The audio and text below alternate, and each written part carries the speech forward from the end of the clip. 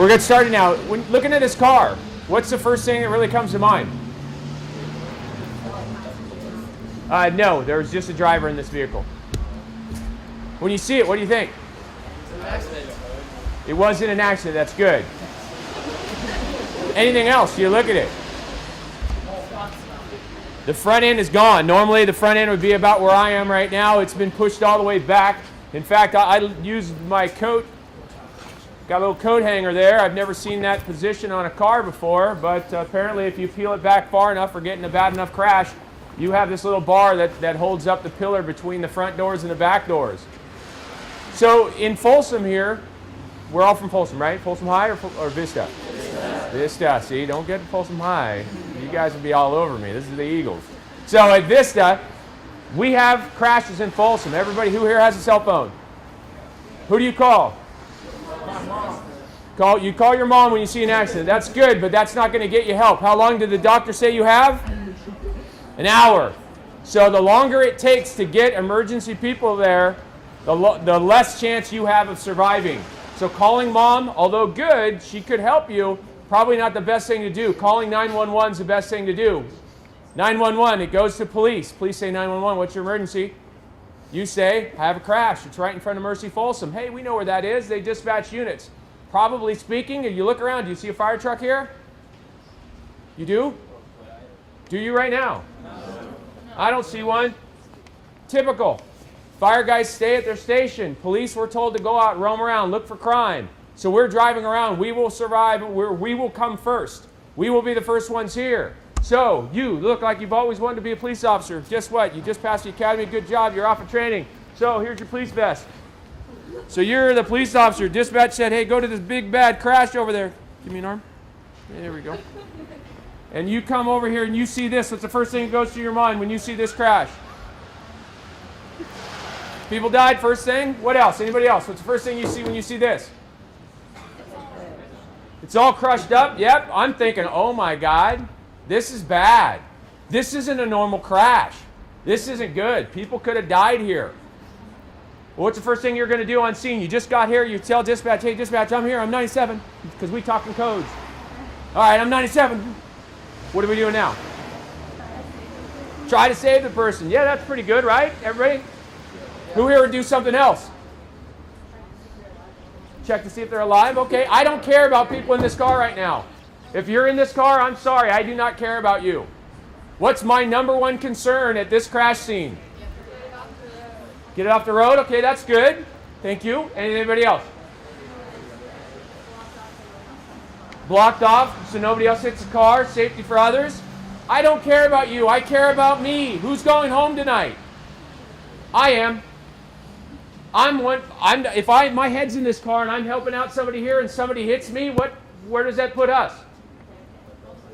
We're both in bad places. So I go, oh no. So what do you need? Backup, because we're cops and we need the world here. So you're, oh boy, bad crash. I need more people. So more people show up. So dispatch says, 10-4, we're going to send some more units. So you always wanted to be a Folsom police officer. You just got promoted. You got the rain gear. Whoop, whoop. Here we are. So you arrive. Now the two of you guys are going to talk. You're going to be like, oh, wow, hey, I think there's a bad guy over there. But it's a little, but you're the meat. We're going to block off roadway. So what I want you to do is just go over there, stand behind the camera person, and you're blocking off the roadway over there. So he's blocking off over there, and you and the Blue Eagles. Could you go off and block? I don't have any more jackets. I could give you mine, but that'd be cool. And remember, I'm that selfish guy. I care about me. So now the roadway is blocked off. Now we can start dealing with these passengers. Now we can start looking into, hey, what's going on? Are we alive? Are we dead? What's going on? She may have done it. You could block off the roads with cars. So we block off and we get here and we look in and oh my goodness gracious, wow, that's bad. How many people were in this car? One. Just one? Yeah. That was my story. What's your story? How many people were in this? Four? Good. I'm glad you didn't make it a clown car. So there are 4 people in this car. So you're number 1. Come on over here. For you, I have a lovely seat. Go ahead and sit there. I normally have you lay down on the ground, but I don't want you to get wet. So there's 1. Come on up here. You're 2. You're 3. Come on up with me, please. And how about you, number 4? You're the passenger. So these are the 4 people in my car, and luckily, hopefully, they're all together. I have been to crash scenes here in Folsom where everyone starts talking about Tim. Because we're cops. We separate you. We want independent stories. I want you to tell me what happened. I want you to tell me what happened. I want you to tell me what happened. It gets really old because I hear the same things over and over and over again. But the reason why we do that is sometimes we hear, you're talking about Tim. You're talking about Tim. You're talking about Tim. Well, he's not talking. He's dead. So he doesn't talk. So I go, is that Tim? No, that's not Tim. That's not Tim. No, that's what's your name? Ryan. That's Ryan. So Ryan's dead. So Ryan doesn't tell us his name. Is that Tim? No, that's Ryan. Tim? Ryan? Is that Tim? Do either one of you two have a nickname named Tim? No. So where's Tim? We've literally had a helicopter flying overseeing that says, hey, you guys need any assistance? We see you down there. Hey, you know what? We're getting talked to about some guy named Tim. Could you FLIR the area? You know FLIR, forward looking in radar stuff where they look and you can see little hot spots. And they go, yeah, we got a hot spot over there. We go check it out, and Tim's been ejected from the vehicle. Maybe he's walking wounded. Maybe he gets out of the car and he's like, oh man, I'm really hurt. He flops over. One of our officers came from Placerville. He said he took a fatal collision. He's sitting there and he's writing up the collision report an hour and a half later. Writing the collision report, talking, oh no, yeah, and he walks over and he hears this, oh. Keeps walking, he's doing his measurements. Oh, hell. What is that? Finally, he looks over the bushes. There's a guy that was involved in the collision an hour and a half later that no one knew about. So we're going to ask you all questions. What happened? Who was driving the car? Who was in the car? Where were you seated? What was going on? And you're like, dude, I'm in pain. Shut up. Shut up, stupid cop. Get the medics here. Oh, and by the way, I have first aid and CPR training. Woohoo! You know what that means? I have no advanced life support. More importantly, that means I get to go, hey man, it's going to be okay. Okay, I don't hear the fire department yet, but they're on their way. They're on their way, okay? The fire department's coming. And I'm going to tell him, even though I might turn around from him and go, did you see the cut on, I may be doing that, but I got to tell him, I got to turn around and go, it'll be okay, man. Everything's good. You're doing good. No, you're going to make it. So if he's cut, he's bleeding and everything. I have my little gloves. I put my gloves on. But guess what? I need to help everybody else out. So you and your friends, see that big cut that's just squirting blood? I know enough because I've got that basic first aid and CPR. We need direct pressure on that. So what I need you to do is put your hand right on that cut. Keep direct pressure on that. You got that? You're good? You all right? Everything's good? Now I may ask you stupid things. Who's the president? What's today's date? Where are you coming from? Where are you going to? What's your mom's name? All that other stuff. Why do I want to know that stuff? I want to know your level of consciousness. Are you here? Or are you kind of like, Pluto, today's Sunday, I don't know what's going on, because I'm not going to have, whoa, he's dying here. Direct pressure. We need that direct pressure. No, you're not. I mean, you are good. Talk to him. Tell him everything's going to be all right. Now, I'm also going to ask you different questions, because I am a cop and I need to know. Were there drugs involved? Was there alcohol involved? Who wants to tell a cop there was... Oh, dude, don't say that. Wow, that's just wrong. So, if there's drugs and alcohol involved, who wants to tell a cop, yeah, I've been drinking? Woohoo, I got some drugs on me right now, my friend. We were burning some grass out in the backyard before we got in the car. But I need to know that. Why do I need to know that? Do I care right now? Yeah, I do. A little bit I do, because I have to write a report. I document everything. We document what's going on. But I really want to know, well, you got to hold it on. He could die. How would you like him to die? So I need to know. So when the medics get here, because I like going to the medics, when they show up, there'll be one guy with a different color helmet. Look at fire trucks. Look at ambulance crews. You always see guys with different looking helmets. If you see a bunch of guys with like black helmets, one guy with a white helmet, very important. So I go to the captain and I say, hey, Captain, this is what we got. Major injury accident. That guy I think is dead. I don't know. I can't pronounce death. I just didn't see any signs of life. I think he's dead. Might not be. You guys better check him out. But other than that, I got him. He's bleeding from something bad stuff. She's giving him direct pressure. She's kind of walking wounded. I'm not really sure about her. They say that they've been doing shrooms, Vicodin, weed, alcohol, Xanax, whatever it is. That's what they say they've been doing. They were huffing some stuff. I don't know what's going on. They need to know that because the medics can give you medication that will right now take you out of whatever has induced you into the state that you're in. But if they don't know that, they can't help you.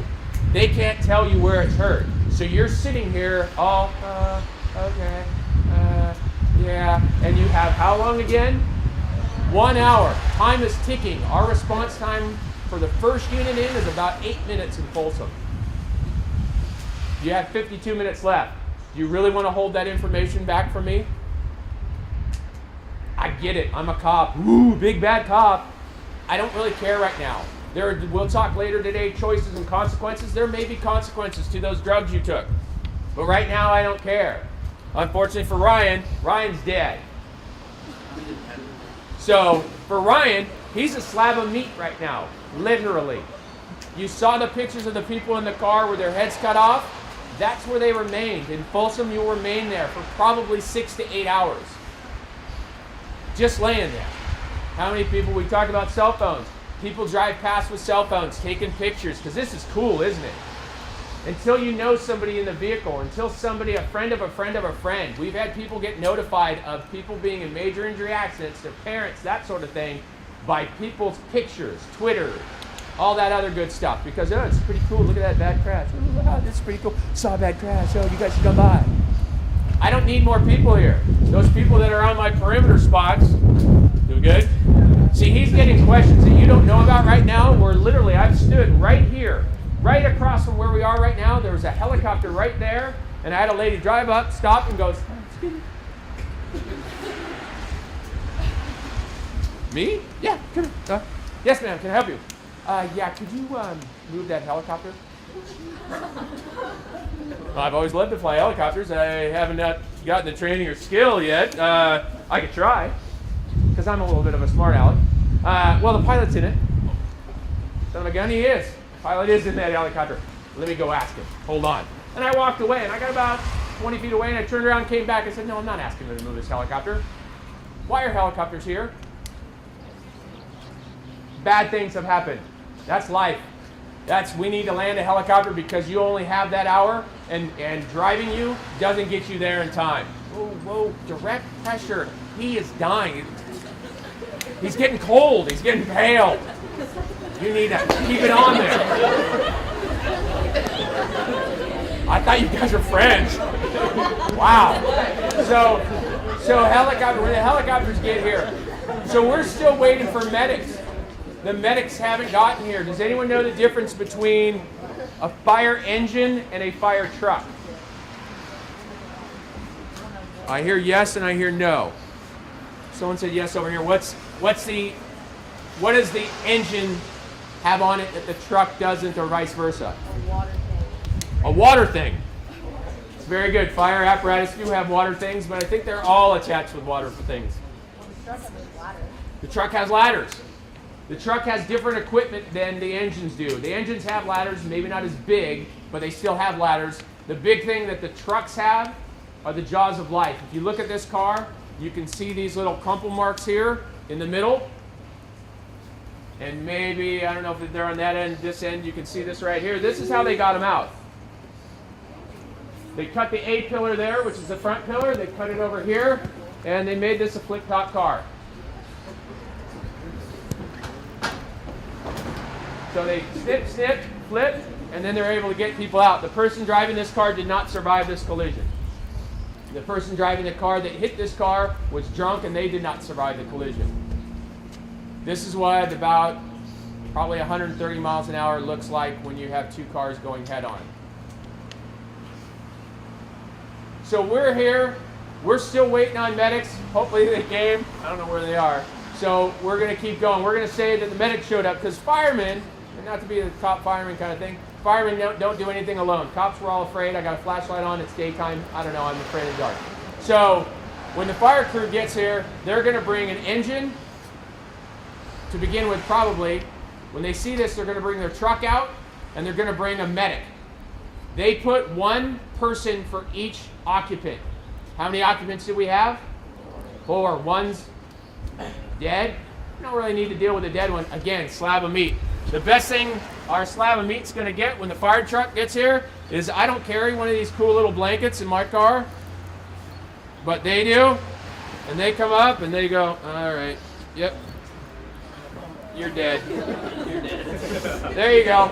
That's it. That's all the dignity that dead body gets. That's it. He's there. Now, certain people, if you look around at everyone's shoes, there's some people you might be able to know who they were by just their shoes. I did not cover his shoes all the way. There are news helicopters that can fly over through 3,000 feet, take video, and tell you what size shoe you're wearing. They don't out of respect. I've had people drive past, ooh, look at that dead body, drive back 4 or 5 times, taking pictures like we talked about. That's the most respect this body's going to get from me right now. The corner, I can't do anything. I can't touch it, can't go through the pockets. This body now belongs to the corner. So, wherever they were, if they were in our way, we might pick it up and move it, and we document in our report, and this time, these firefighters move the body from one point to another.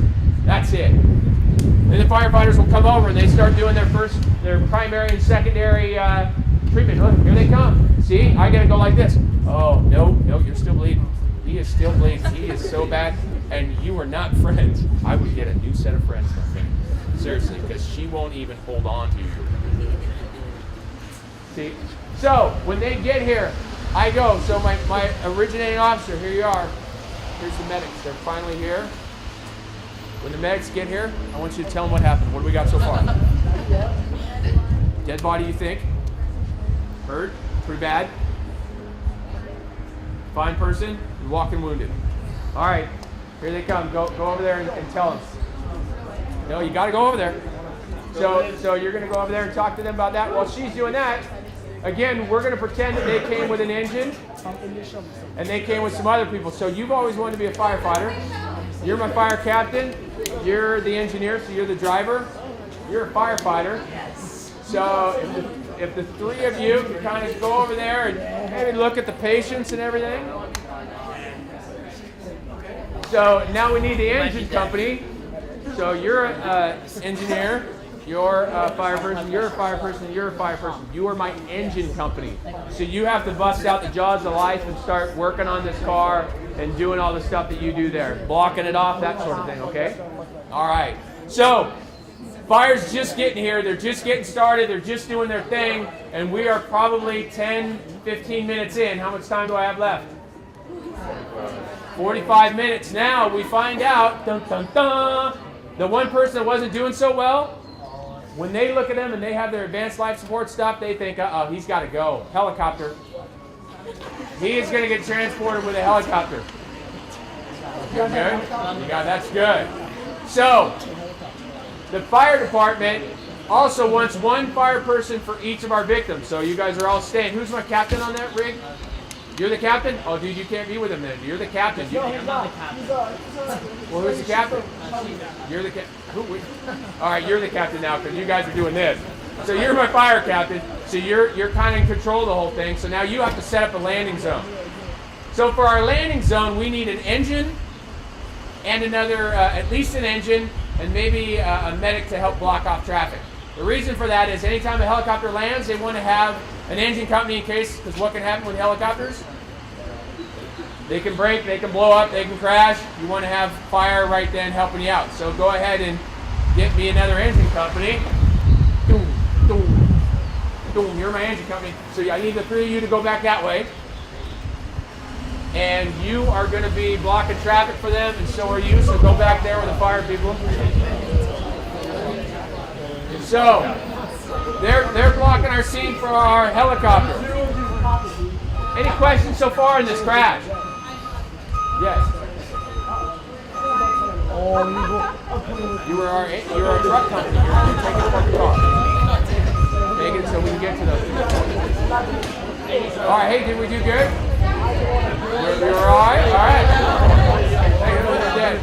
So right now, hold on. I know I moved a lot of people here, but you'll see how quickly this is going to keep going up and up and up.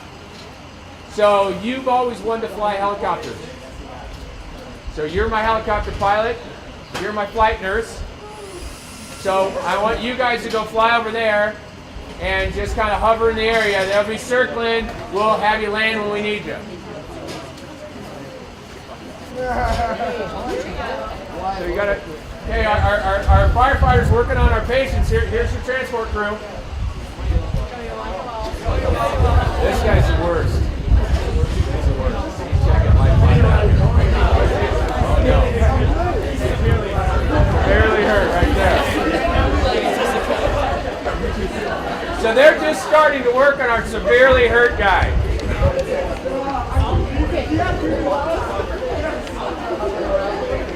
While they're doing that, we're still working on the car. We now have a fatal. If you look back behind you, you see the officer in the other officer in uniform? He's the PIO, the Public Information Officer for the police department. So we're going to call him and say, hey, we've got a fatal. We know the news reporters are going to be blowing up, so we got to get PIOs here. You, sir, you got the hair all looking good. You're my PIO. I need you to go stand over there. When the news gets here, you go talk to them.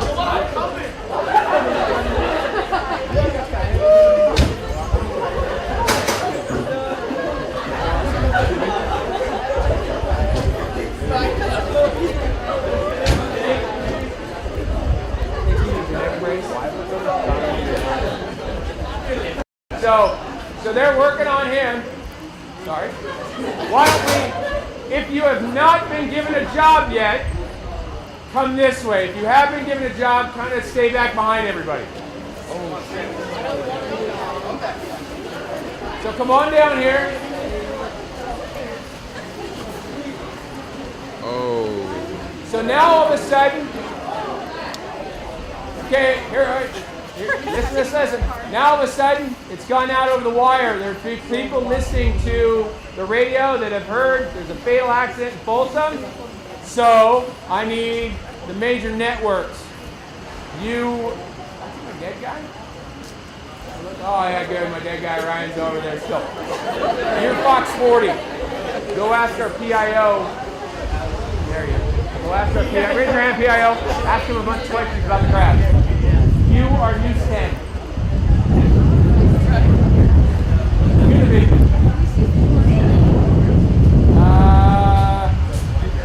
You're the BBC. I don't know why you guys were over here, but you came over here from Britain. Go ask him questions in your best British accent.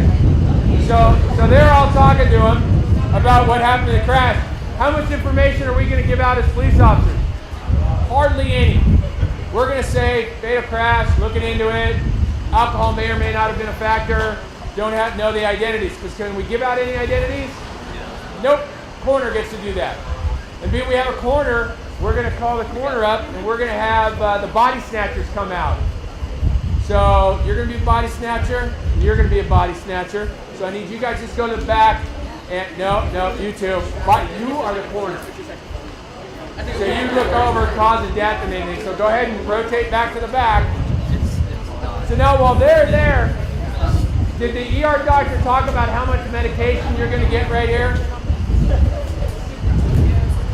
What type of pain meds are they going to give you? Anyway. Sleeping medicine? No. All right, hold on. I've lost you now. Come back with me. Come back. This is serious.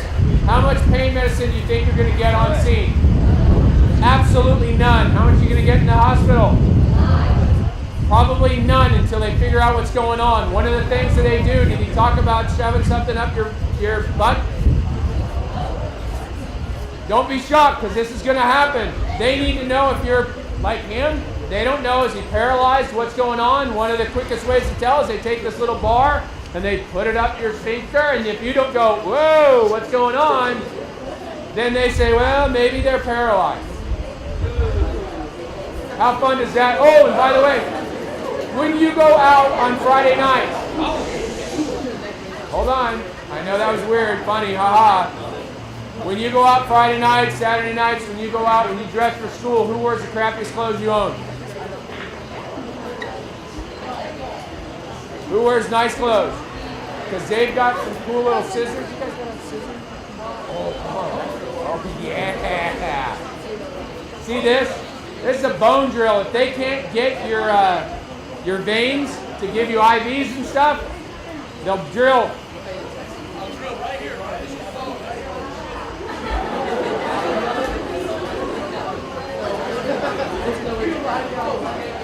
So they will drill into your bone. They will cut your clothes off. You will be naked in front of the world. How many blankets do I have in my car? None. So when you're out in the middle of the roadway and that is my operating table and they're there, I might take my jacket and do this. I might try and stand and make a little wall like you do in soccer for a penalty kick. But other than that, you're going to be naked in front of the world. The reason for that is they need to see your body and where you're hurting, that sort of thing.